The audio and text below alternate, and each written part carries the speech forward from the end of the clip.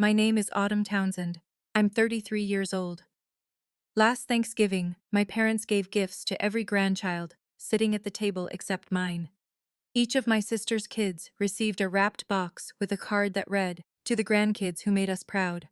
My daughter Lily, 8 years old, stared at the empty space in front of her. My son Sam, 5, asked if Santa had forgotten him. My nephew Tyler, 14, looked across the table at my children and laughed.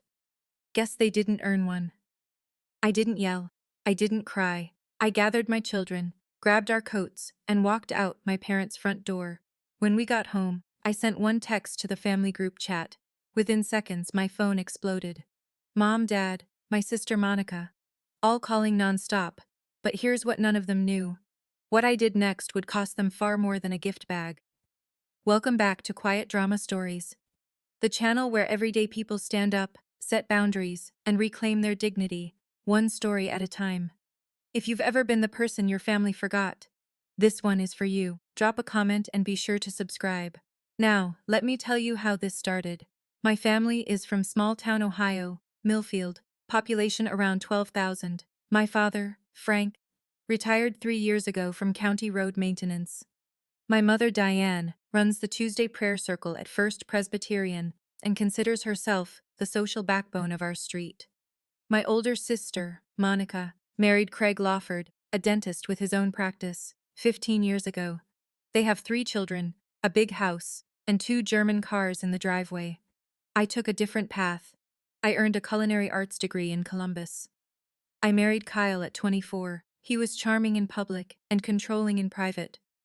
He decided when I could see my friends. He decided how I spent every dollar. When I discovered that he had removed my name from our joint checking account without telling me, I filed for divorce. I was 28, Lily was 3, Sam was 5 months old. I moved home and rented a 2-bedroom apartment on Oak Street, 14 minutes from my parents' house. I started over with a used mixer and a cottage food license. I named my little home bakery towns and sweets: caramel apple pies, brown butter pecan tarts, lemon lavender scones. Every recipe was mine, developed during late nights when the kids were asleep, and the kitchen was the only room that truly felt like it belonged to me. 2 years later, I had steady weekend orders and a growing Instagram following. Nothing huge, but enough to keep the lights on and pay for Lily's dance classes. My parents never forgave me for the divorce. Not because they liked Kyle. They barely knew him. They forgave his absence the same way they forgave rain for being wet. It was simply something that happened. What they couldn't forgive was that I had chosen to leave a marriage. In my family, being divorced was worse than being unhappy. At least unhappy stayed quiet. The change began slowly after the divorce. My mother stopped calling on Sundays. My father's monthly visits became whenever he happened to be in the area, which apparently was never. Monica's children got birthday parties at my parents' house. Bounce houses. Catering platters from the deli counter. 30 guests singing around a sheet cake, with their names piped in buttercream. When Bryce, Monica's youngest, turned 7, my parents spent close to $400 on decorations alone. I know, because my mother mentioned the receipt at dinner, like she was reading from a victory scroll. Sam turned 4 that same month. My mother said they were tight on money. She mailed him a $20 Target gift card. It arrived 3 days late. Lily noticed. Kids always notice. She stopped asking to visit Grandma's house and started asking why Grandma never came to ours. I brought it up once calmly, over coffee at my parents' kitchen table, while the kids were outside on the swing set.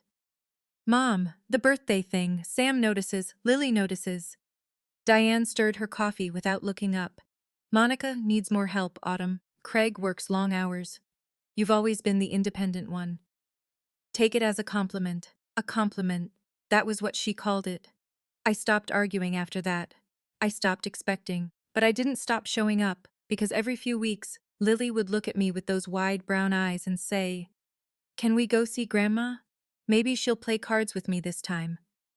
So I reduced the visits. Monthly visits became holidays only: Thanksgiving, Christmas, Easter. If the weather held, just enough to let my kids believe their Grandmother remembered their names, just enough to preserve the peace I was already losing. Thanksgiving morning, 6:47, the kitchen smelled like brown butter and cinnamon. Sam sat on the counter with a wooden spoon, licking caramel from the handle. Lily was at the table, wrapping her drawing for Grandma in a piece of printer paper, a turkey made from handprints signed in her careful second-grade cursive.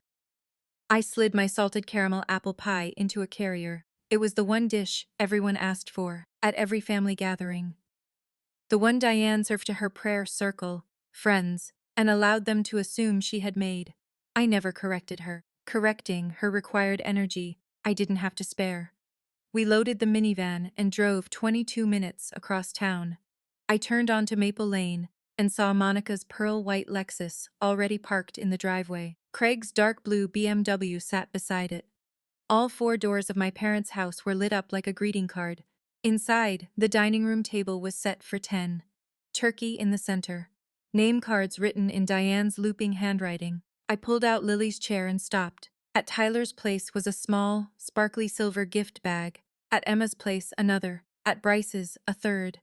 At Lily's place, there was her name card and nothing else. At Sam's, the same. I stared at those empty spots for 3 seconds. Then I placed the pie carrier on the counter. Nobody reached for it.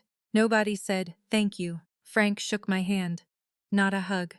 A handshake. Like I was a neighbor returning a borrowed tool. I told myself the bags were probably favors for later. I told myself they would give something to everyone after dinner.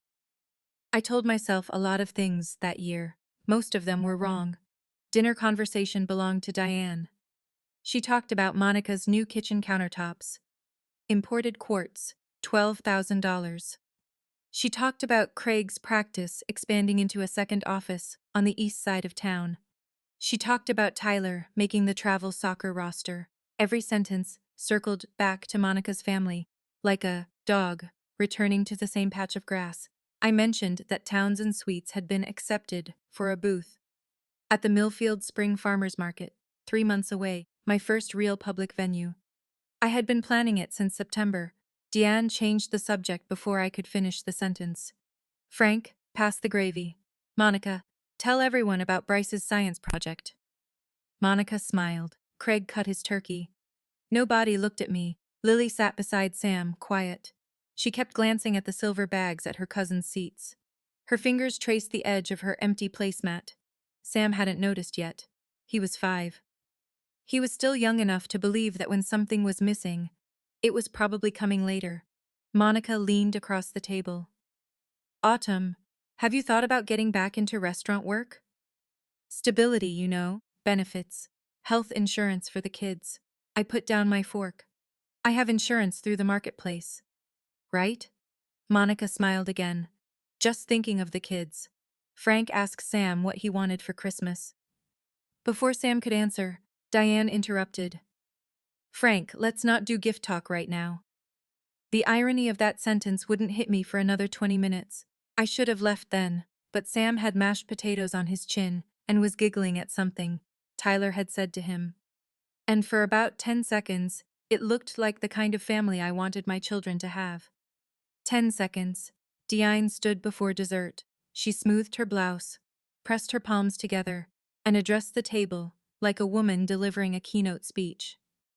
Before we have pie, Grandpa and I have something special, a little recognition for the grandkids, who made us proud this year.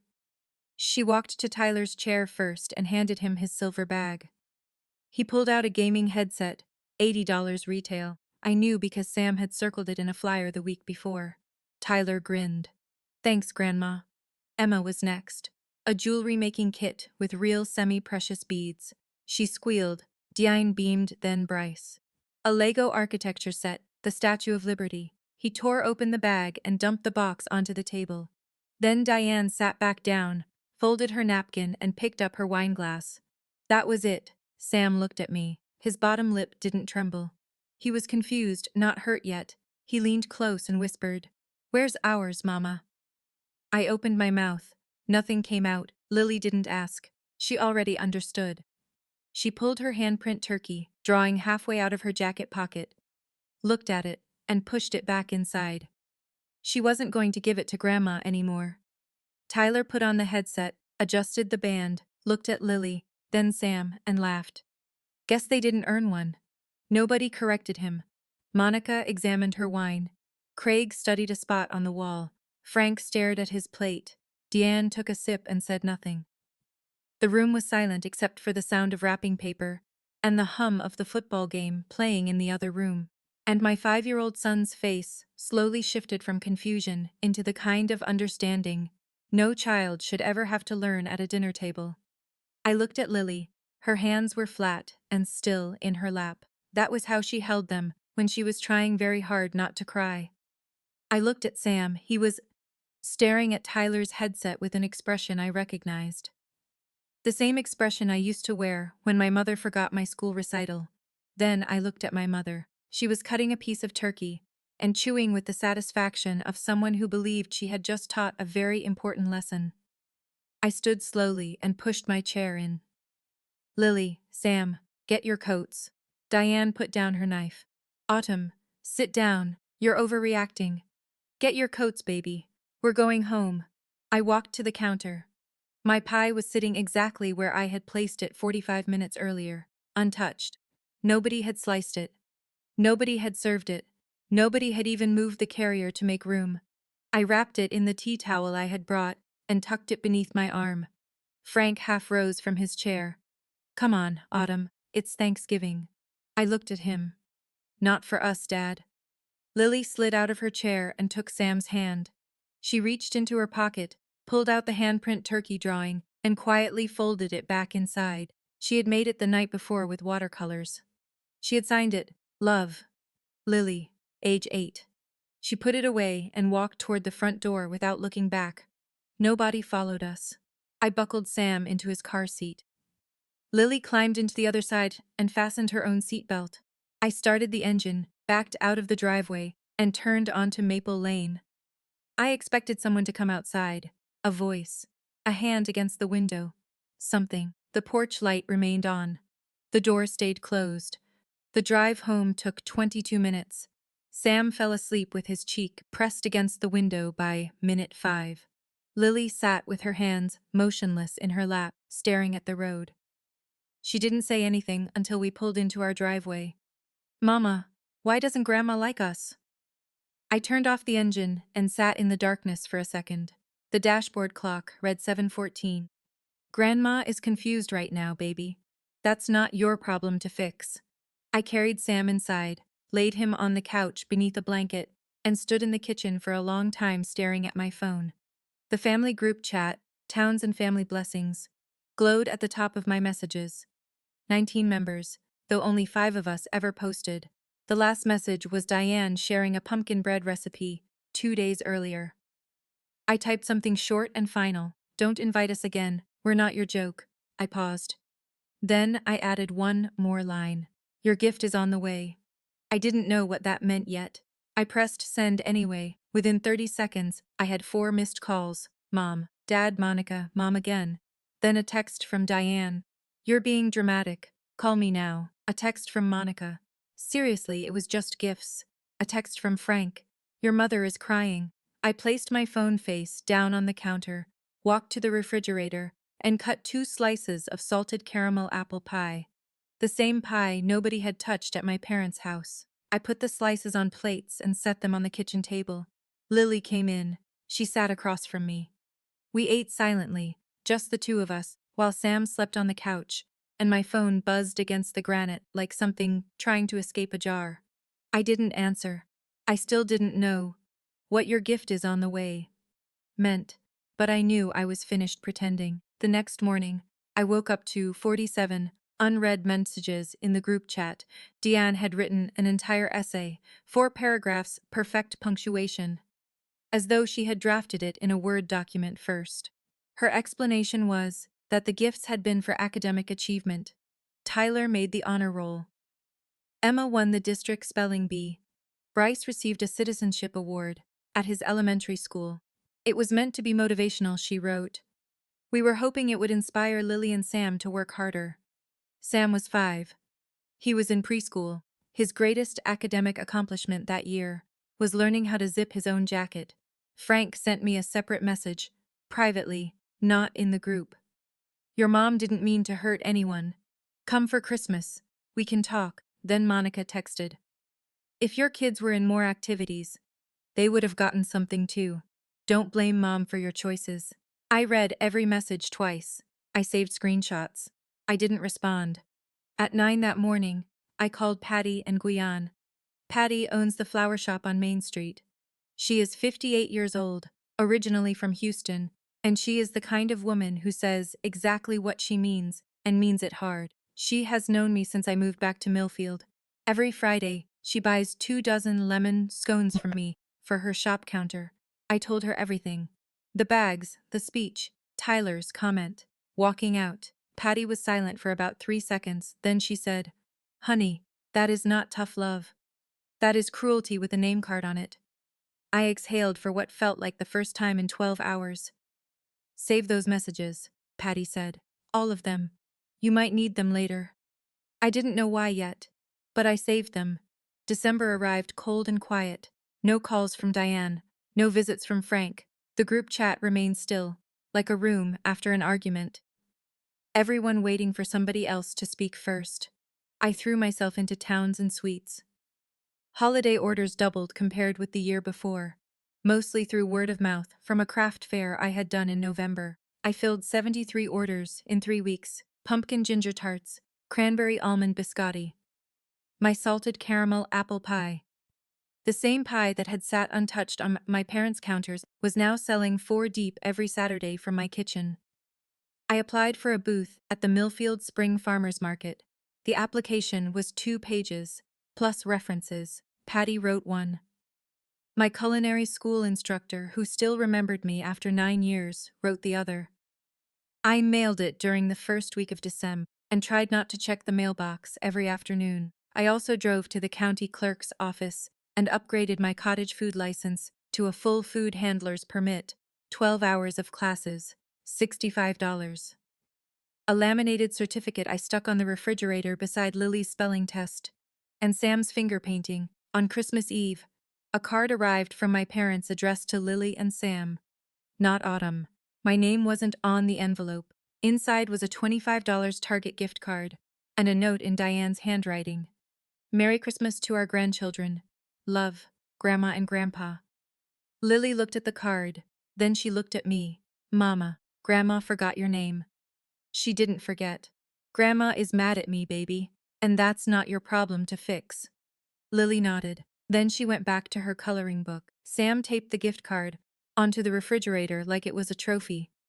He was 5. He didn't understand exclusion yet. I hoped he never would. January. I dropped Sam off at Little Stars preschool on a Tuesday morning. Another mother, Karen Bledsoe, whose child was in Sam's class, gave me a look I couldn't place, part pity, part curiosity, like I was a car accident she was slowing down to look at. I heard about your Thanksgiving, she said. Your mom told my mom at church. I didn't ask which version Diane was telling. I didn't need to. Over the next 2 weeks, the shape of the story became clear. Diane had turned my walkout into a narrative, and it was spreading through First Presbyterian like a hymn. Everyone already knew the tune to her version. Autumn. Autumn abandoned the family on Thanksgiving and broke her mother's heart. She refuses to let Diane see the grandchildren. She is punishing her parents for loving Monica's children. Not one detail about the gift bags. Not one mention of Tyler's comment. Not one acknowledgement that 2 children under the age of 10 had sat at a table and received nothing, while their cousins were celebrated 6 feet away. Orings began slowing down. 2 regular customers canceled. One sent me a text. Sorry, I just don't want to get in the middle of anything. That night, I sat at my kitchen table with my order spreadsheet. The 7th of December, 3 orders, January so far. 41. 2 large weekly accounts gone. Revenue down 19% in 3 weeks. My mother wasn't simply trying to guilt me back into the fold. She was poisoning the water I needed to drink from. Patty called that evening. People are talking, Autumn. You need to know. Diane told the Tuesday prayer group that you abandoned the family. I opened my laptop. I created a folder labeled documentation. Then I made a new spreadsheet called canceled orders. I logged every name, every date, every excuse. I didn't know exactly what I was building yet. But I was building something. Late January, Patty sent me a screenshot without any explanation. Just an arrow emoji pointing downward. Monica's Instagram. A new account launched that week. Lawford Kitchen. Custom cakes, pies, and pastries for every occasion. The bio read, "Family recipes made with love." The logo showed a rolling pin inside a wreath of wheat. The color scheme was warm gold and cream, close enough to mine that it could have been a sibling. I scrolled through the posts: salted caramel apple pie, brown butter pecan tarts, lemon lavender scones. Every single item from my menu, photographed on marble countertops that cost more than my rent. Monica had blocked me. I could only see what Patty forwarded. The comments were glowing. "These look amazing. Do you deliver? I love that you're keeping family traditions alive." And every time, Monica replied, "Thank you so much. My grandmother taught me." Our grandmother didn't bake. She lived in Dayton and played bridge. She died when I was 12 and Monica was 16. She never once stood in a kitchen with either of us. I checked the county food license database. No listing for Lawford Kitchen. No cottage food permit. No food handler's certificate. She was operating from her home, without a single piece of paperwork. But the licensing violation wasn't what made my hands shake. It was the final post, a photograph of her version of my salted caramel apple pie, my recipe, the one that had taken me 14 test batches and 3 months to perfect. The caption read, "A recipe that's been in our family for generations." Underneath it was one comment from Diane Townsend. "So proud of my girl. We can only invest in one family, Autumn." She had said those words to me 6 months earlier when I asked whether she could share my bakery flyer with her church group. And now I finally understood what she meant. February. I called a small business attorney in the next town over. Rachel Kim, her office was above a dry cleaner on Route 9, and her initial 30-minute consultation was free. I brought a folder. Not a thin one. Rachel flipped through it with the calm of someone who reads bad news for a living.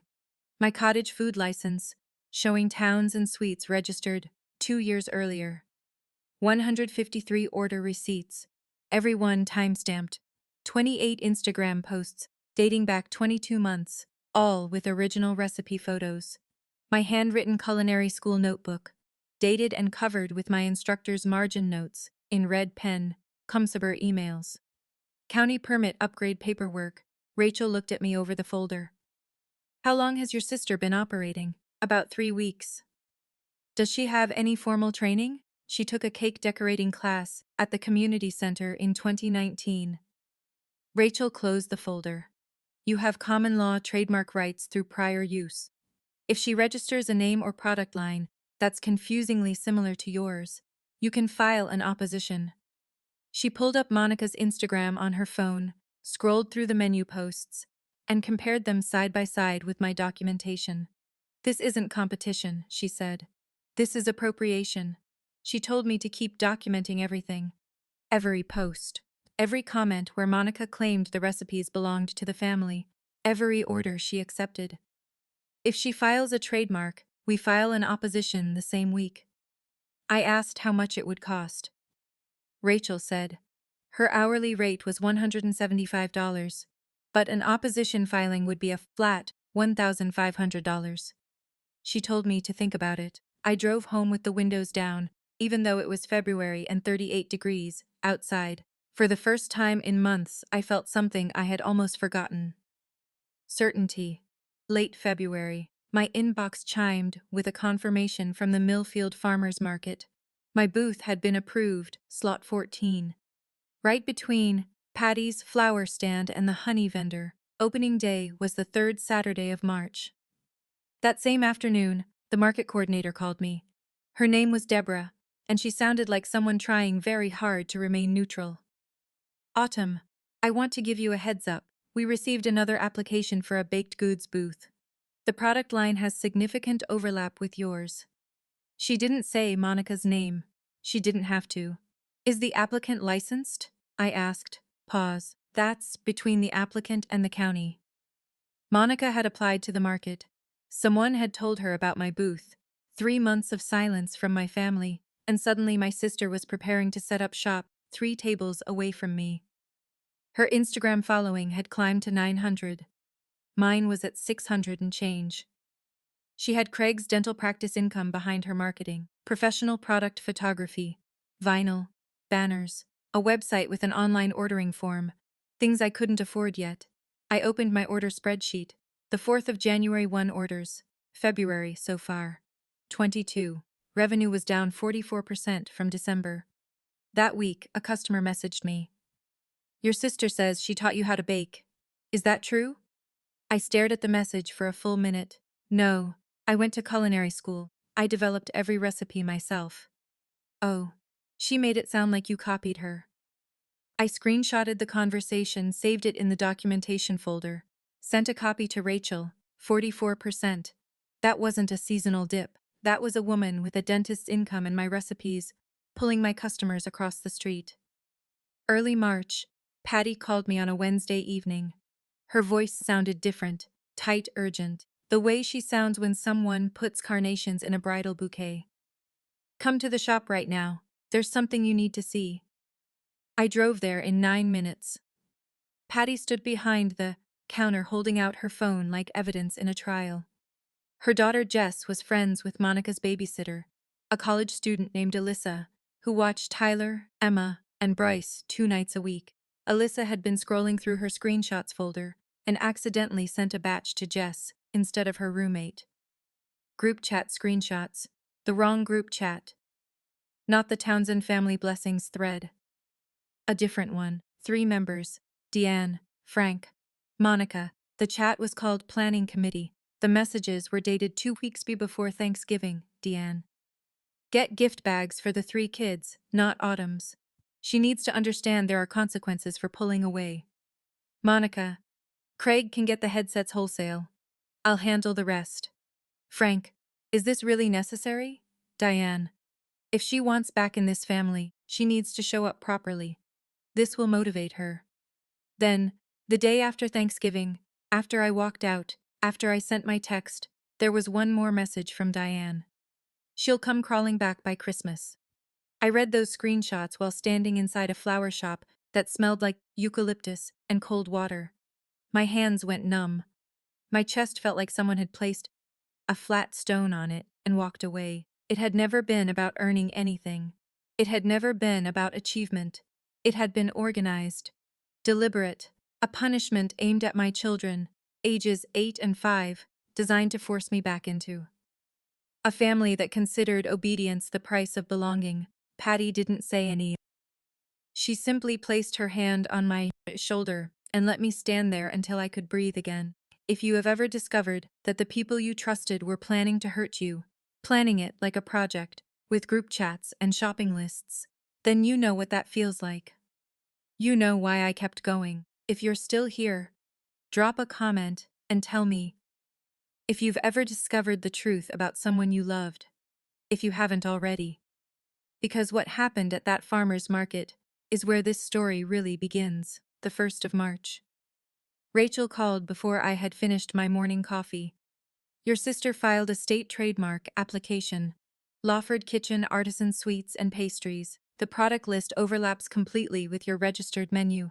I put down my mug. Can she do that? Anyone can file. The question is whether it holds, and it won't.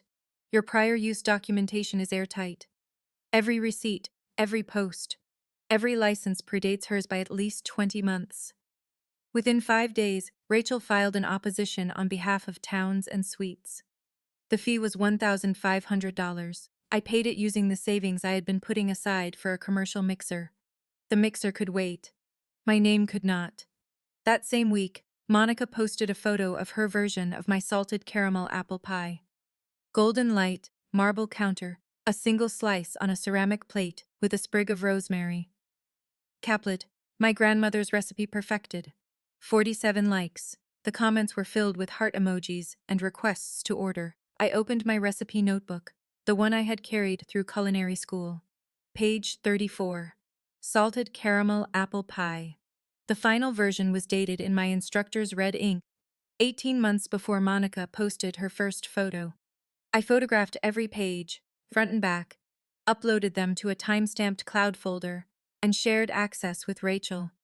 My grandmother did not perfect this recipe. My grandmother made Jell-O salad and store-bought rolls.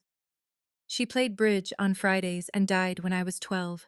My sister was building a brand on a lie, and my mother was leaving heart emojis beneath every post, like a woman watering a garden she had planted herself. Rachel's words from our first meeting came back to me.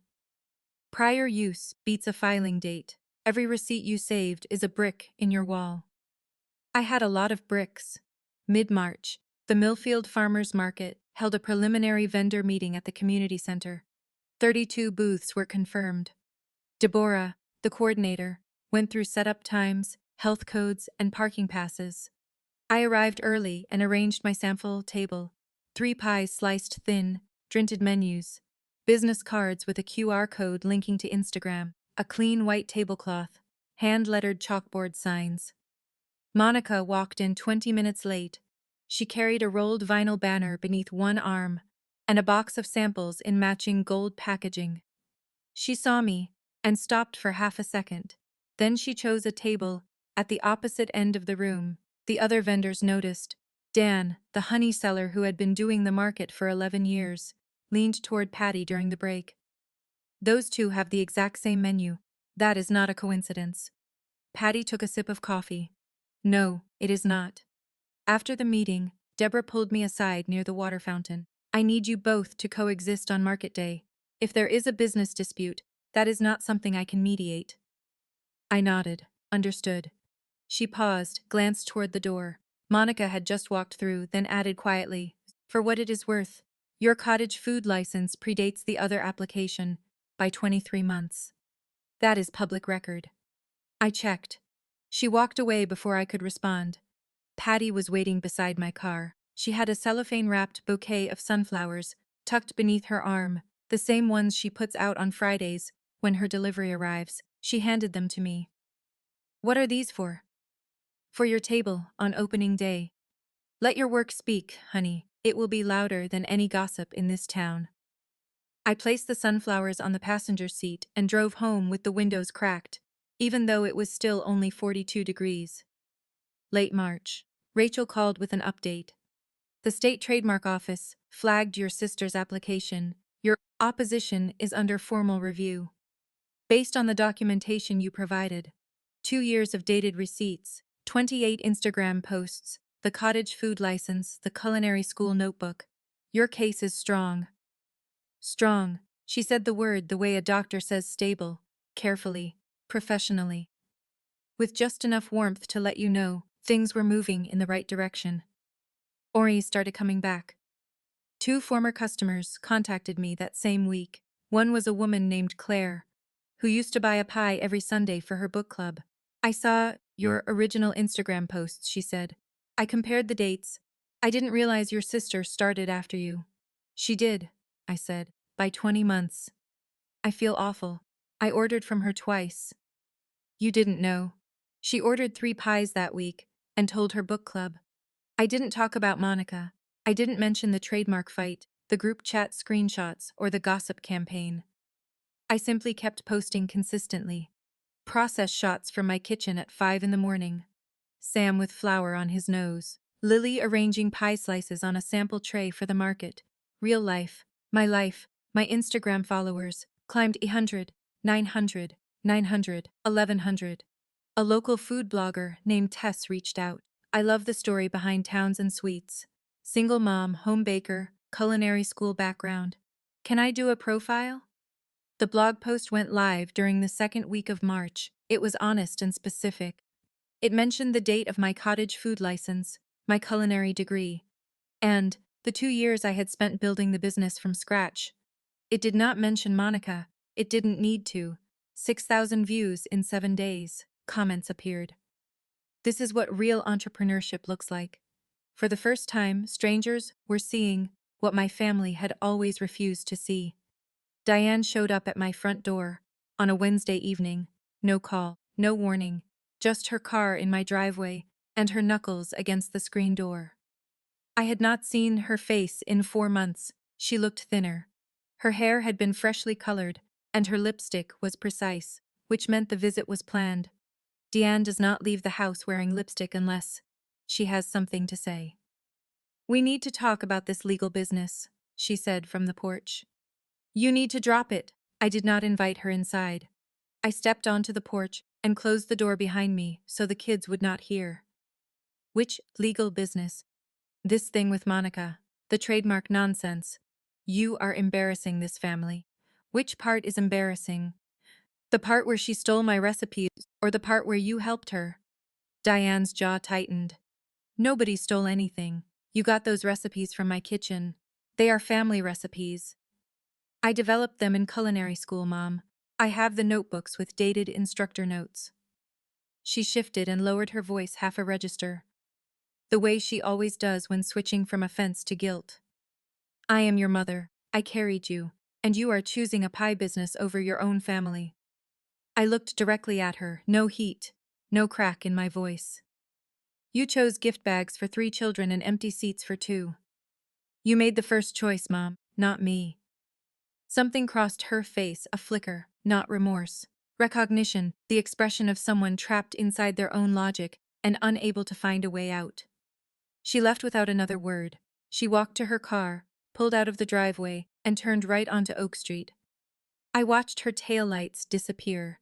Then I went back inside and finished frosting a batch of lavender scones for Saturday's market. Frank called 2 days later. It was the first time he had called since Thanksgiving. His voice sounded like he had been sleeping in a room with no windows, tired in a way that went beyond physical exhaustion. He cleared his throat twice before speaking. "Autumn, I need you to understand something. Your mother is not sleeping. She is not eating right. This situation is taking a toll on her." I leaned against my kitchen counter. Sam was in the living room watching cartoons. Lily was doing homework at the table. I kept my voice low. "Dad." She planned the gift exclusion in a group chat 2 weeks before Thanksgiving. I have the screenshots. Silence. The kind of silence that sounds like someone closing a door they had hoped would remain shut. "Where did you get those?" "Does it matter?" More silence. I could hear him breathing through his nose. "Your mother just wants you to come home, Autumn. Home is not a place where my children are used as leverage. She loves those kids. She excluded them from gift bags and told Hirsch Cirksel I abandoned the family. That is not love, Dad. That is control." His voice cracked. "What do you want me to do?" And there it was. The sentence that told me everything I needed to know about my father. He wasn't asking because he wanted to act. He was asking because he had never known how. 64 years old, retired, healthy, present, and still waiting for someone else to tell him what the right thing was. "Ask yourself why you never said no to her," I said. "Ask yourself why you let it happen." He hung up. I cried that night after the kids were asleep, not because I had lost my father.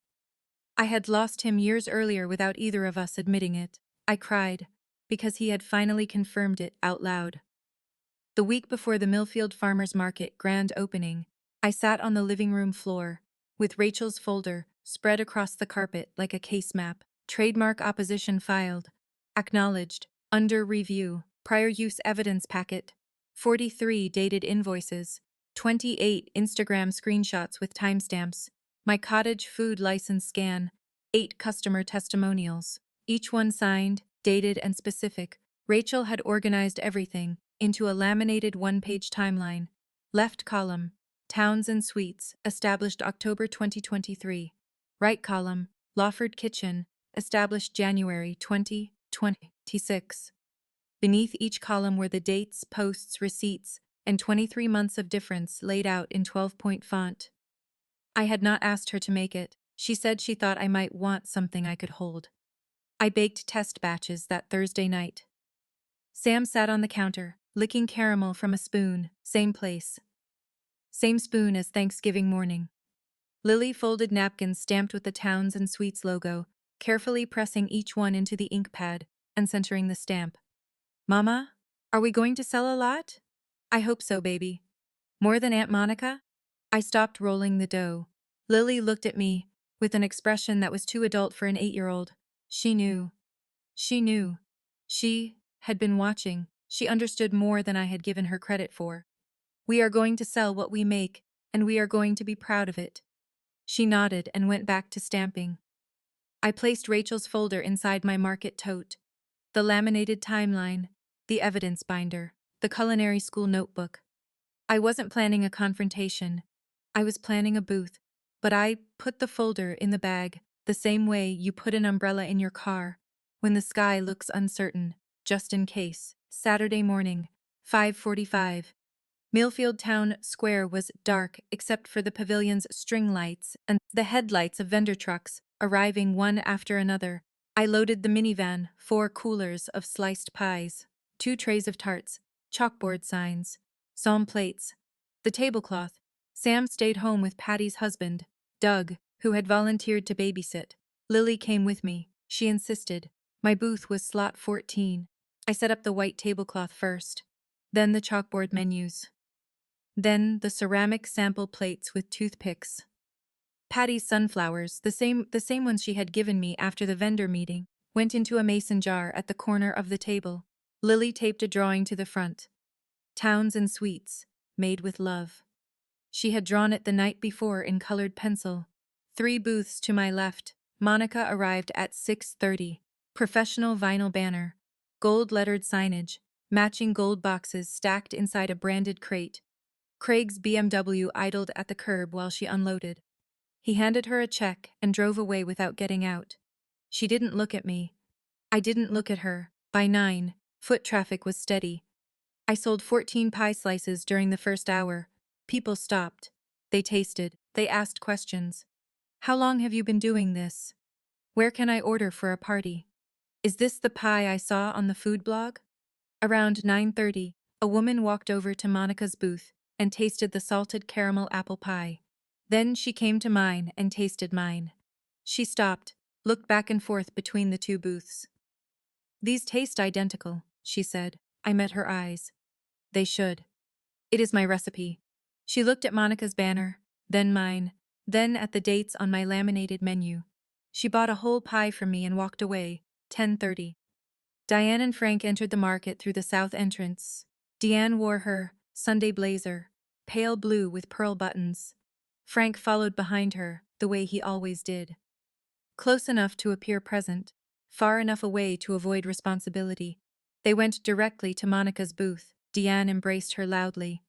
There is my girl. Does this not look wonderful?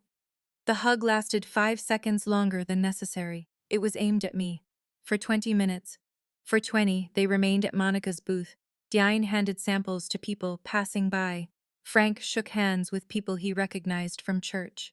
They performed the role of proud parents, with the precision of actors who had rehearsed it. They never acknowledged me. Not one glance, not one nod. My booth was 40 feet away, and they acted as if I had never been born.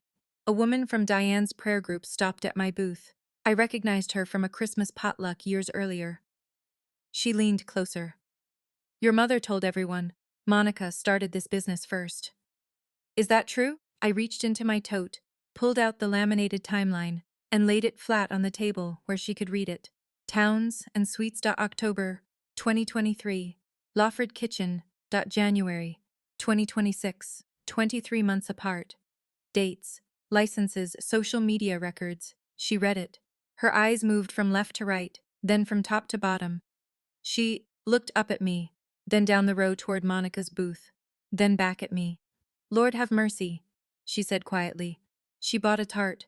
Then she told the woman standing behind her in line, by 11, I had sold out of pie slices. Monica's booth still had inventory. Craig arrived at 11:15 with Tyler. Tyler noticed Lily standing behind my table. He looked at her and started to smirk. Then he stopped. He looked away. I want to pause here, because I know some of you are thinking I should have lost it. I should have screamed. But I learned something about my mother a long time ago. She feeds on your reaction. The louder you become, the more ammunition she has. So I stayed quiet. I let the evidence remain on the table. And I let people read it for themselves. If that sounds familiar, you are not alone. Hit subscribe. The climax is next. 11:15. Monica walked toward my booth. I saw her coming from 20 feet away, gold apron, tight smile, hands clasped in front of her like she was approaching the witness stand. She stopped at the edge of my tablecloth, close enough for the neighboring vendors to hear, not loud enough for the whole market. Not yet.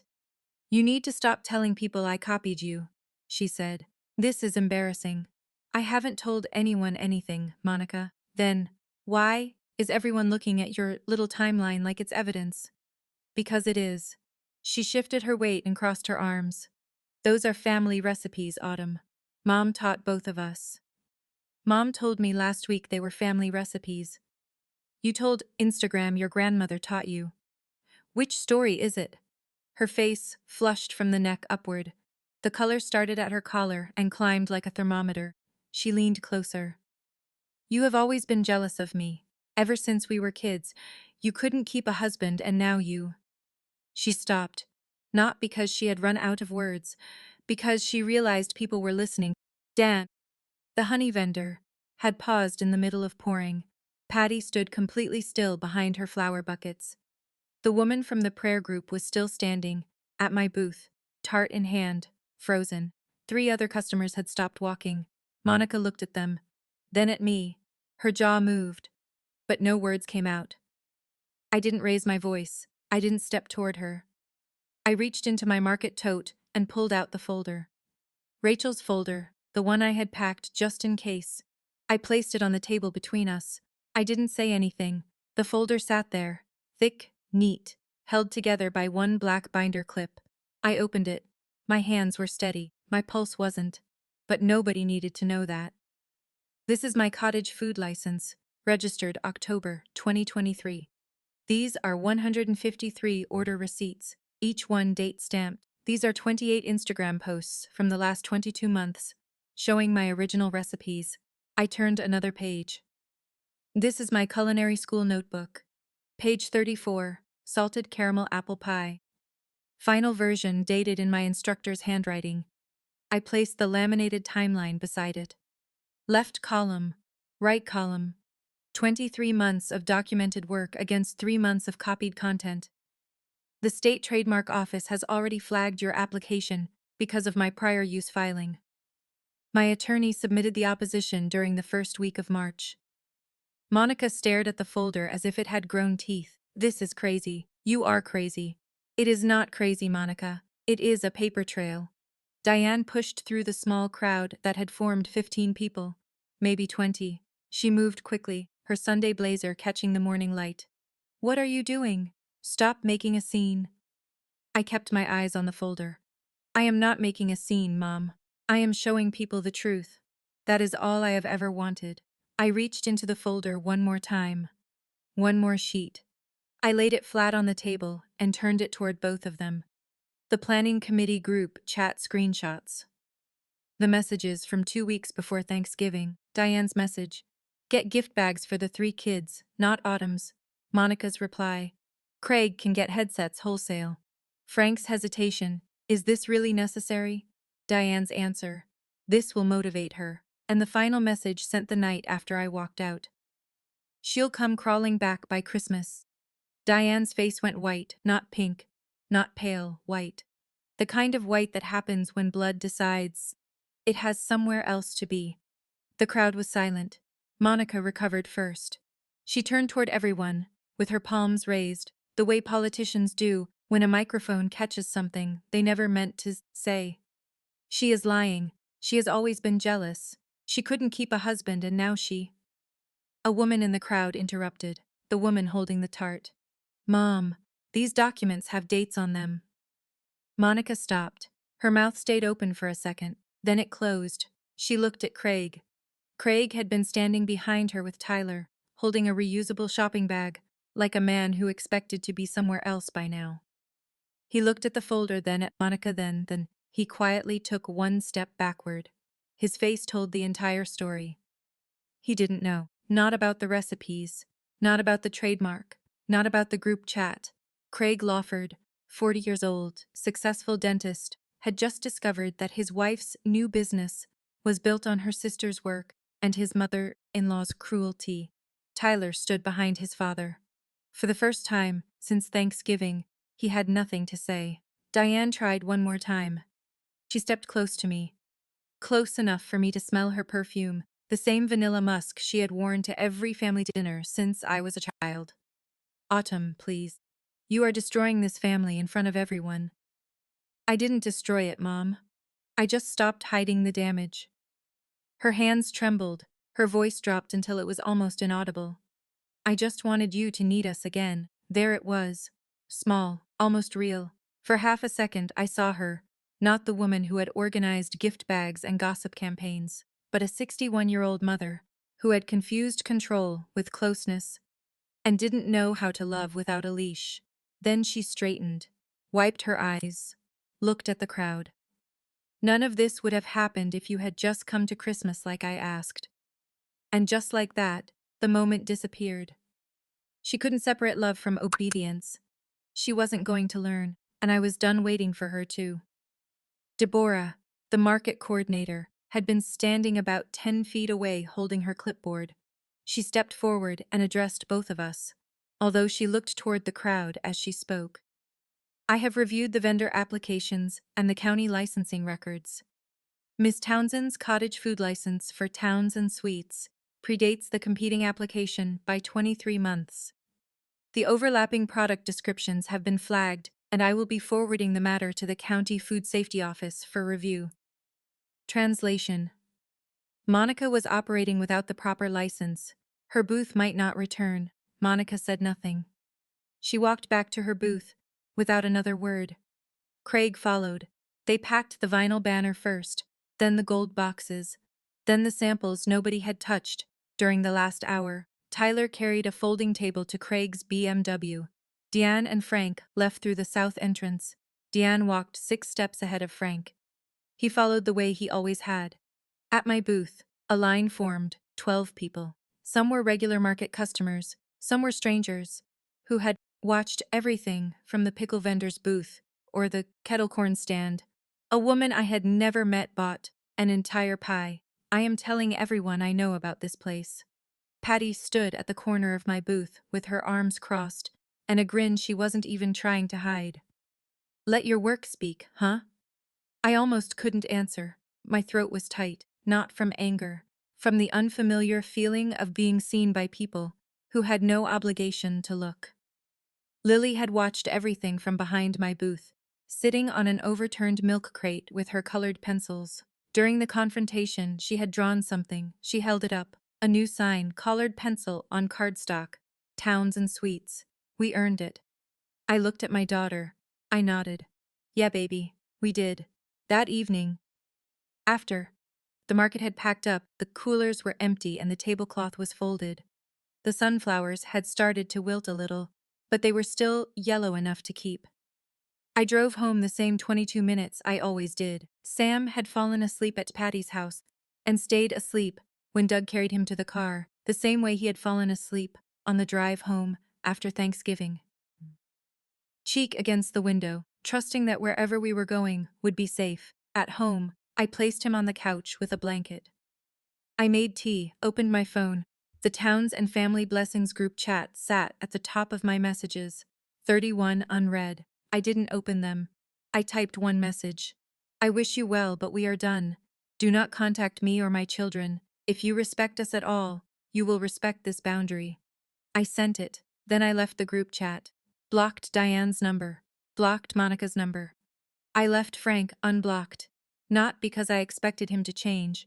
Expectation is a debt you collect from yourself. I kept the door open because one door should remain cracked in case the person standing on the other side ever decides to knock. Honestly, he hadn't earned that chance yet, but I wasn't ready to say he never would. The phone stayed silent. No calls, no buzzing, no messages trying to escape a jar. For the first time since Thanksgiving, the silence wasn't punishment. It was peace. I walked into the kitchen, cut 2 slices of salted caramel apple pie, placed them on the table. Lily came in, Still holding her new sign, she sat across from me. Same chairs, same table, same pie. Mama, are we going to be okay? Yeah, Lily, we already are. She took a bite. I took a bite. The house was quiet, and the quiet belonged to us. May, 2 months after the market, Towns and Sweets had a regular booth. Every Saturday, slot 14. Patty on my left with her flowers. Dan on my right with his honey. We set up at 5:45. Most weeks, I sold out by noon. Revenue was up 200% from the January low. Not because of the confrontation, because the food was good, and customers kept coming back. Rachel called on a Tuesday. The trademark opposition went through. Your sister's application was rejected based on prior use. She can keep the name Lawford Kitchen, but she cannot register overlapping product descriptions. Your menu is protected. I thanked her, paid her final invoice, $400 for the follow-up paperwork. Then I put down the phone and stared at the refrigerator. Lily's spelling test was still taped beside Sam's finger painting and my laminated food handler certificate. Monica's Instagram had gone quiet. Her last post had been 3 weeks earlier.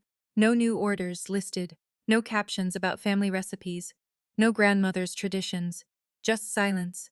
Deanne had not reached out, not a text, not a card, not a knock on the screen door. Frank sent one message in late April. It said, I am sorry, I did not stop it. I read it. I didn't respond, but I didn't delete it. In May, I started a new tradition. I called it Towns and Thanksgiving, not in November. In May, because why wait for one assigned day to sit down and be grateful? Patty and Doug came. Lily set the table. Sam put a paper crown on the neighbor's dog after it wandered through the back fence. I went to the dollar store and bought some sparkly silver gift bags. I filled them with homemade caramel apples and hand-painted cards. One went at Lily's seat, one at Sam's. Sam picked up his bag. Mama, is this for me? Every gift at this table is for you, baby. Always. He opened it like Christmas morning. Lily opened hers quietly. She read the card and slipped it into her pocket, the way she puts away things she wants to keep. I used to think family meant showing up no matter what, no matter how small they made you feel, no matter how empty the chair they saved for you. I don't believe that anymore. Family means showing up for the people who show up for you. My parents had 33 years to choose differently. They chose gift bags, group chats, and gossip over their own grandchildren. I chose my kids. I chose my work. I chose myself. And I would make the same choice tomorrow. That is my story. One Thanksgiving, one walkout. One folder that changed everything. If this reminded you that your boundaries are not selfish, share this video with someone who needs to hear it. Drop a comment, hit subscribe. And I'll see you in the next one.